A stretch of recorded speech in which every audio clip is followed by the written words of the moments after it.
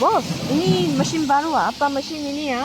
Ini mesin lah, dia seal sama dia print sekali lah.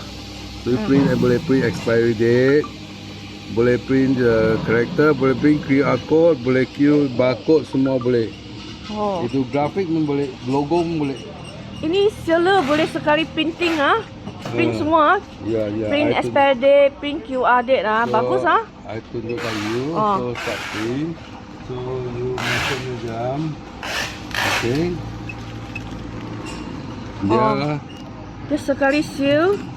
print QR, Sekali print. QR pun boleh, barcode pun boleh. Oh, dia ini waterproof lagi Sudah print, dia sudah lekat, dia tak sudah kering.